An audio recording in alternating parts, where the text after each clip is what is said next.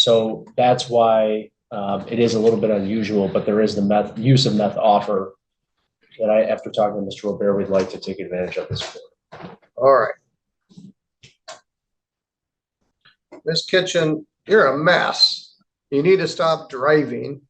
And I didn't know the methamphetamine was in the mix. That certainly explains a lot of dysfunction.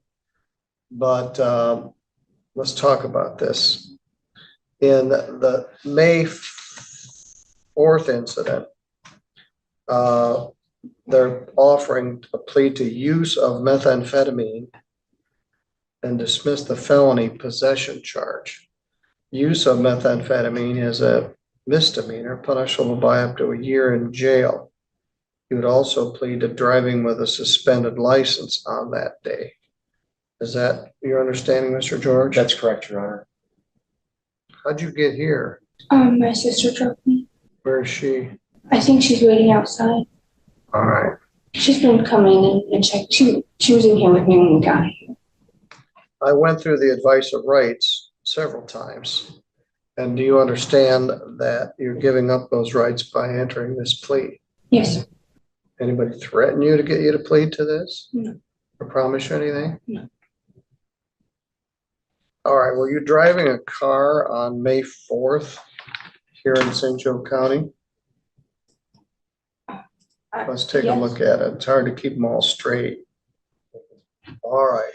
This was Centerville Constantine Road at Hogel Road at 3 o'clock in the afternoon on May 4th. May 4th was a Saturday. Where were you going? I was heading to my mother's house so that I could get my clothes for work. Where does your mother live? Mendon. You live on River Run Road. Yes. Where do you live? I would on that day I was at my sister Sarah's house in my kitchen. Whose car were you driving? It was mine. So they made a traffic stop, asked you to empty your pockets. Baggie of methamphetamine came out. And then you also had some sort of pipe. How much meth was there? I didn't have any. It was an empty baggie and there was nothing in the pipe. All right. Had you used some? Before that, yes, but by that point it had been a few. All right. But I haven't been doing it since. I haven't done it. Was your license suspended at that time? I believe so. Come on in. We're getting there. Well, I'm going to arraign you on the charge of possession of methamphetamine, file number 241194. And it now swallows up 24746 and 7. Show that felony charge has been pled to a misdemeanor. You're still going to need to get fingerprinted on this charge at $1,000 PR on the meth case. Now, we were also driving a vehicle in White Pigeon on April 30th. And they charged you with driving suspended. I must not scare you very much. I told you to stop driving, and they're dismissing the December 27th whole file. No insurance, failed to stop after collision. That's in December. Then you drive in April and then White Pigeon. Then you drive again in May, coming from White Pigeon with meth in your pocket. They're going to dismiss the driving suspended charge for a plea to no valid operator's license. That's punishable by up to 90 days in jail, fine of up to $100. You understand the charge? In Your Honor. Yes. The city attorney also wanted the civil infraction of that. Oh, and all civil infractions, which is what? Speeding and no proof of insurance. Well, that doesn't help. But anyway, no ops. Did you not have a valid license on that day? No, I did not. Where were you going that day? On the 30th, Yeah. the day before was my birthday, so I had spent the night at my sister's house, and I had to take the kids to school in the morning. And where do they go to school? How old are your kids? I asked you some of this. 7, and my nephew just turned 9. I mean 10. Are you still working at Pizza Hut? Yeah, Why'd you wear your apron in here? I have to work today, and I didn't know how long it was going to be. Which one do you work at? In 3 Rivers. All right, I go in there quite a bit. And did you not have proof of insurance? No, And you didn't have, you were going too fast. yeah, I had forgotten that the one part of the road was a school zone during a certain time of the day, and so it's not 40, it's 25 or 35. I can't remember. I tried to slow down, but yeah. I don't know what to do with you. I'm gonna need some help. I don't need a pre-sentence, but I need a couple things. If I gave you a drug test today, what would it show? Show you. What? I would help you get in. Well, this was in May. Would you have methamphetamine in your system today? I don't think so. Which means maybe, which means you've been using since May. I'm surprised you're still on both feet. You got kids, you got family issues, you got other struggles. You need methamphetamine like you need a hole in the head. Do you understand I could just put you in jail for a while? You've also got $995 worth of other unpaid tickets.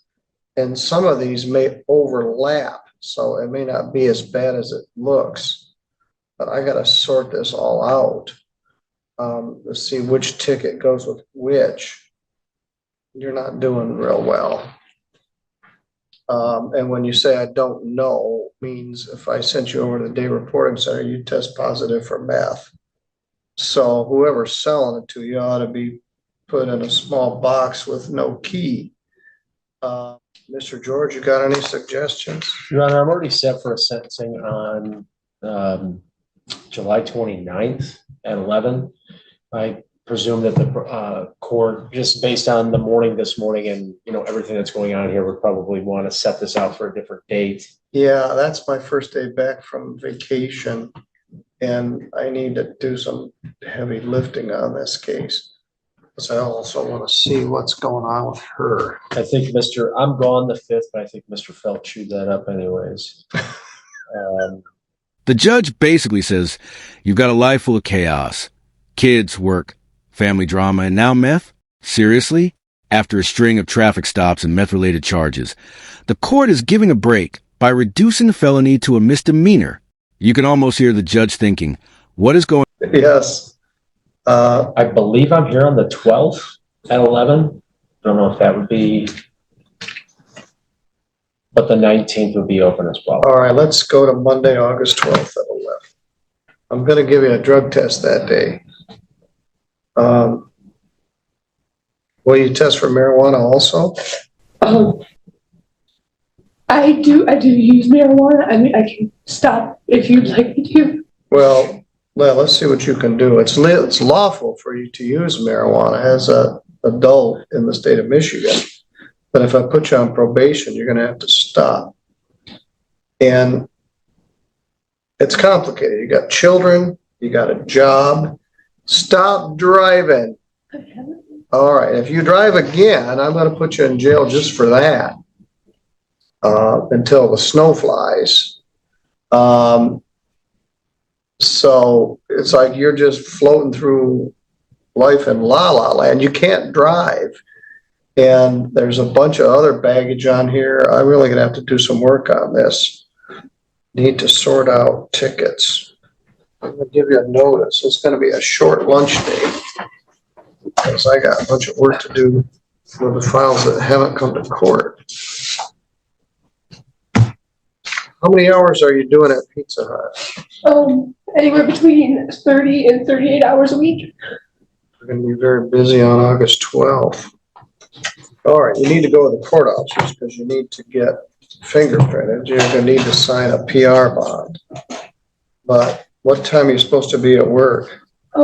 She asked me to come in at 2. All right, you'll be out of here by 2. Are you taking any other medication, anxiety medication or anything? No, I haven't had any good luck with medication. Well, methamphetamine ain't the medication you need. Probably neither is marijuana. All right, you can go with the officers, stay in contact with your lawyer, and I gotta figure out what I'm gonna do with you and how much. Judge doesn't sugarcoat it. Driving suspended, no insurance, kids to care for, and still behind the wheel? One more slip up, and it's straight to jail. It's like watching someone juggle flaming swords while blindfolded. And the court is not impressed.